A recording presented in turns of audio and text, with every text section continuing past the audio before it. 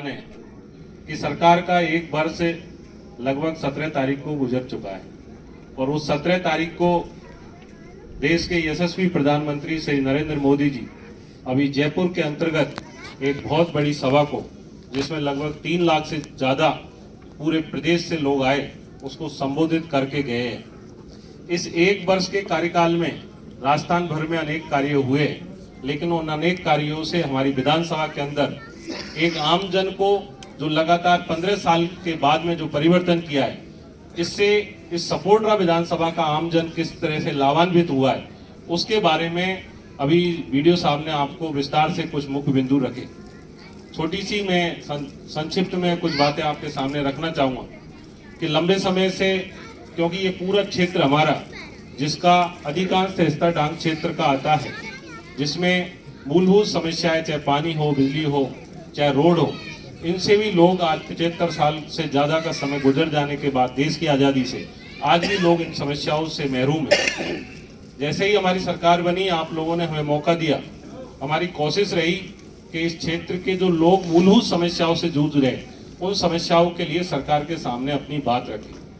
आपने चुना, बहुत सारे लंबे समय के बाद में परिवर्तन हुआ, तो निश्चित रूप से यहाँ के जो लोग हैं जिन्होंने परिवर्तन पर अपने वोट की मोहर लगाई, उनके मन में कुछ ऐसे विचार भी थे कि लंबे समय के बाद परिवर्तन हुआ है, तो निश्चित रूप से क्षेत्र के अंदर जिस तरह की बयार चुनाव के बाद भई, हमने कोशिश करी कि हमारे क्षेत्र के अंदर बदले की भावना से नहीं बल्कि विकास की भावना से हमें काम करना चाहिए, ताकि क्षेत्र के जो दूर दराज में रहने वाले हमारे भाई है, बंधु है, हमारी बहनें हैं, जो मूलभूत समस्याओं से जूझ रही है, उनको उनका लाभ मिले।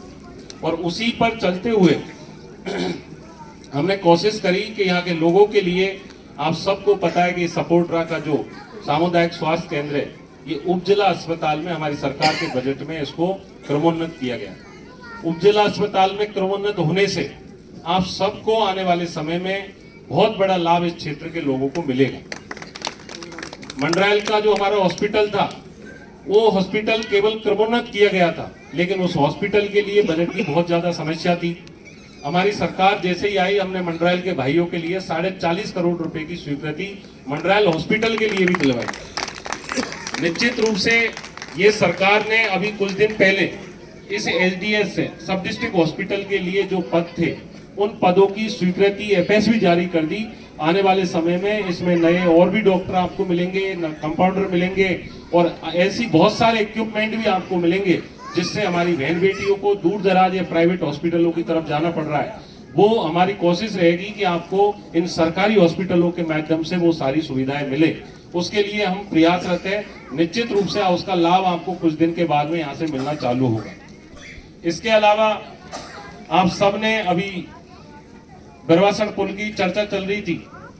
बिरवासण पुल के अलावा इस पूरी सपोटरा विधानसभा के अंदर इस पहले बजट में, इस बजट के माध्यम से 117 किलोमीटर का रोड इस पूरे सपोटरा के लिए, जिसमें से 76 किलोमीटर नई सड़कें बनेंगी, बिल्कुल नवीन सड़कें स्वीकृत होगी, और 41 किलोमीटर वो सड़कें हैं जो जर्जर अवस्था में है। ऐसे करके 117 किलोमीटर रोडों के लिए माननीय मुख्यमंत्री जी ने 125 करोड़ रुपए की स्वीकृति इस बजट में दी है। मैं आपको बताना चाहूंगा, वो 125 करोड़ रुपए, उनकी बहुत से काम ऐसे हैं जिनकी वित्तीय स्वीकृति भी जारी हो चुकी है और वो काम जमीन पर उतरना चालू हो गए। निश्चित रूप से बिरवासण का पुल है, ये ऐसे काम है जिनकी एनआईटी लग चुकी है। जैसे ही टेंडर की प्रक्रिया खुलेगी, तो आप इस बात को देखेंगे कि आने वाले समय में ये सारे रोड जो 117 किलोमीटर है, इसका फायदा आप सब लोगों को मिलेगा। इसके अलावा रोडवेज बस स्टैंड के लिए अभी 7 दिन पहले ही एक वित्तीय स्वीकृति 1.5 करोड़ रुपए की जारी की गई है। उस 1.5 करोड़ के दौरान ये जो धूलबास हमारा आगे जाकर एसडीएम कोर्ट से थोड़ा आगे जाकर एक भूमि चिन्हित करी है, उस भूमि पर रोडवेज बस स्टैंड का कार्य प्रारंभ होगा। जब से हमारी सरकार बनी है, हमको मौका मिला है, आप सबको पता है कि सपोटरा के अंदर हो चाहे मंडरायल के अंदर हो, रोडवेज बसों की सुविधा आपको मिली है, बढ़ी है। आने वाले समय में भी जैसे ही रोडवेज बस स्टैंड मिलेगा, और भी आपको दूर दराज के क्षेत्रों में जाने के लिए, जयपुर हो, सवाई माधोपुर हो, या आपको दिल्ली जाने के लिए आपके सपोटरा रोडवेज स्टैंड से ही आपको और बेहतर सुविधाएं निश्चित रूप से आने वाले समय में मिलेगी। इसके अलावा लाइट का एक समस्या अभी सम्माननीय श्री प्यारेलाल जी को आप खड़ा कर रहे थे, वो इसलिए खड़ा नहीं हुए कि वो जानते थे यहाँ आऊंगा तो सच्चाई कह दूंगा तो नाराज हो जाएगा, तो इसलिए वो बैठ गए वापस।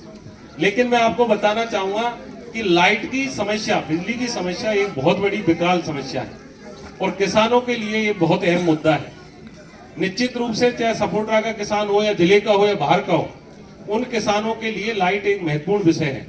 मैं आपको अवगत करवाना चाहूंगा कि बहुत से ऐसे जीएसएस है, फीडर है, जिन पर किसान आए दिन धरना प्रदर्शन करते हैं।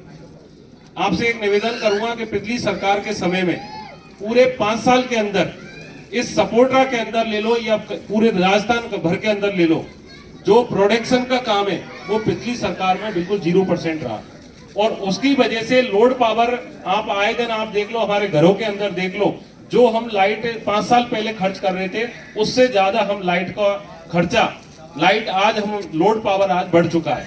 तो जब लोड पावर बढ़ रहा है तो उसका उत्पादन भी बढ़ना चाहिए। तो जो लोड के मुकाबले जो उत्पादन होना चाहिए वो पिछली सरकार में बिल्कुल नगण्य रहा। उसी का ये दुष्परिणाम है कि आज किसानों को हमारे सामने एक किल्लत उठानी पड़ रही है। मैं आपको बताना चाहूंगा कि अभी आप लोगों ने यहाँ करौली में पढ़ा होगा, 440 केवी का हमारा एक हिंडोन का जीएसएस है, जिस पर 500 MVA का अभी हमारी सरकार के माध्यम से ट्रांसफार्मर रखा हुआ है, जिसकी कीमत लगभग 38 से 39 करोड़ रुपए है। वो ट्रांसफार्मर अभी इंदौर में रखा हुआ है। मैं आपको बताना चाहूंगा कि हमारे इंदौर से गंगापुर 220 पे जाती है, 220 गंगापुर सिटी से लूलोज, कैला देवी, ये पूरी बेल्ट है, इसको लाइट की सप्लाई होती है। जब तक इंदौर के अंदर हमारा जो लोड पावर को बैलेंस करने के लिए जब तक 500 MVA का ट्रांसफार्मर वहां पर चार्जिंग नहीं होगा, तब तक हम हमारे क्षेत्र के लिए यदि बात करें तो हम केवल इतना कर सकते हैं कि जो ज्यादा शिकायत करेगा उसको दिन में जाएगी 3 दिन, दूसरे को 3 दिन उसको परेशान कर लेंगे। ये इधर की टोपी इधर का काम ये लोग करते हैं। लेकिन इसका स्थायी हल मैं आपको जो बताना जा रहा हूं कि अभी हिंडौन के अंदर एक 500 MVA का ट्रांसफार्मर सरकार ने रखा है, वो उसको चार्जिंग होने में लगभग 5 जनवरी तक का समय जाएगा। वो चार्जिंग होने के बाद में गंगापुर सिटी के अंदर जो 220 है उसमें लाइट का ज्यादा आपको पावर मिलेगा, लोड पावर ज्यादा मिलेगा आपको, और निश्चित रूप से सपोर्टरा के अंदर भी मिलेगा। लेकिन गंगापुर में जाने के बाद भी लगभग मार्च के अंदर गंगापुर के अंदर 220 पे भी एक ट्रांसफार्मर और आने वाला है। उसके बाद में निश्चित रूप से सपोर्टरा की स्थिति में पहले की तुलना में 80% सुधार सपोर्टरा के अंदर होगा। ये इसका एक स्थायी समाधान मैं आपको बता रहा हूँ। यदि अभी माननीय मुख्यमंत्री जी श्री भजनलाल जी शर्मा जगह, उन्होंने हर जगह कहा है इस बात को, और राजस्थान भर में कह रहे हैं हमारी सरकार का लक्ष्य है कि 2027 के अंतर्गत किसान को दिन के समय में, चाहे कहीं का भी किसान हो पूरे प्रदेश का, दिन के समय में किसान को 9 से 5 लाइट देनी है। जिस तरह एक कर्मचारी ऑफिस में जाता है उसी तरह एक किसान दिन के समय में लाइट पे जाएगा। रात में बहन बेटियों को कहीं भी कूड़ मोड़ने नहीं जाना है। लेकिन ये 2027 हमारी सरकार का लक्ष्य है और 2027 को ध्यान में रखते हुए ही हमारी सरकार सारे जो विभिन्न, चाहे विदेशी कंपनी हो, चाहे दिल्ली वगैरह में जो केंद्रीय मंत्री है उनसे हो, विभिन्न MOU किए गए, वो 2027 को ध्यान में रखते हुए किए जा रहे हैं। निश्चित रूप से राजस्थान, इस सपोर्टरा जिले सहित, करौली जिले सहित पूरे राजस्थान के किसानों को जो हमारी सरकार का लक्ष्य है कि 2027 के अंदर दिन में 12 घंटे बिजली देने का काम किसानों को हमारी सरकार करेगी और उस पर, उसी की ओर हमारी सरकार काम कर रही है। मैं आपसे निवेदन करना चाहूंगा कि इस पूरी विधानसभा के अंदर चाहे सड़क का जाल हो, चाहे हॉस्पिटल में सुविधा हो, चाहे शिक्षा के लिए 6 करोड़ के लगभग हमने तमाम स्कूलों में स्वीकृतियां दी है, चाहे दूसरा विभाग हो, पशुपालन हो, चाहे गृह का काम हो, हर जगह हमारी सरकार ने सपोर्टरा के अंदर इस 1 वर्ष में काम करके दिखाया है। और जो स्वीकृतियां जारी हो रही है वो निश्चित रूप से जमीन पर आएगी, तब आपको विकास की गति दिखेगी कि किस तरह विकास आने वाले समय में सपोर्टरा में होगा। आज बील खो के अंतर्गत आपने बुलाया है, आपकी स्थानीय स्तर की कुछ समस्या है, जैसा कि आपने एक स्कूल का यहाँ निवेदन किया है कि लोकेश नगर में राजकीय प्राथमिक विद्यालय के समीप सार्वजनिक भूमि पर बाउंड्री वॉल और सामुदायिक भवन बनाने की आप लोगों ने डिमांड की है। इस मंच के माध्यम से आपको मैं बताना चाहूंगा कि जो भी व्यक्ति एक सार्वजनिक भूमि पे कब्जा कर रहा है, एक व्यक्ति कर रहा है या ज्यादा लोग हैं, मैं आपसे बताना चाहूंगा कि कोई व्यक्ति विशेष के लिए नहीं, यदि उस पर ज्यादा लोगों को कब्जा है तो किसी एक का कब्जा उस पर स्थापित नहीं रहेगा, सबको हटाने का हम लोग काम करेंगे। और आने वाले समय में उस सार्वजनिक भूमि पर बाउंड्री वॉल और सामुदायिक भवन बनाने के लिए, एक सामुदायिक भवन बनाने के लिए मैं 10 लाख रुपए की घोषणा इस मंच के माध्यम से करता हूं। बाकी का काम जो भी होगा समय का अनुरूप, आपके आसान रूप, हमारी कोशिश रहेगी कि उन कामों को करें। और जो भूमि पर जिन लोगों का कब्जा है उनसे मेरी विशेष प्रार्थना है, कोई व्यक्ति विशेष कब्जा नहीं करे, सब गांव का आपका मैटर है। ये जमीन आपकी बस्ती के ही काम आएगी, कोई व्यक्ति बाहर का आके इसमें रहने वाला नहीं है। बच्चों के लिए खेल ग्राउंड बनेगा, निश्चित रूप से आपके बच्चे ही उसमें खेलेंगे कूदेंगे। तो आपसे भी मेरी विनम्र रिक्वेस्ट है कि उनको आप सब लोग गांव की सहमति में अपनी सहमति दे, जमीन को खाली करना पड़े, अन्यथा हमें प्रशासनिक कार्रवाई करनी पड़ेगी जिसके जिम्मेदार भी आप लोग होंगे। इन तमाम बातों के साथ में आपसे निवेदन करता हूं कि आपकी सब बातें जो इसमें मुझे लिखी गई है उनके लिए निश्चित रूप से कार्रवाई होगी। उस सामुदायिक भवन के पास एक बोरवेल के लिए कहिए, बोरवेल की भी मैं लगाने की इस मंच के माध्यम से घोषणा करता हूं। आप सब लोगों ने हम सबको बुलाकर बहुत मान सम्मान दिया, उसके लिए सबका, पूरी बस्ती का बहुत बहुत धन्यवाद। राम राम सर।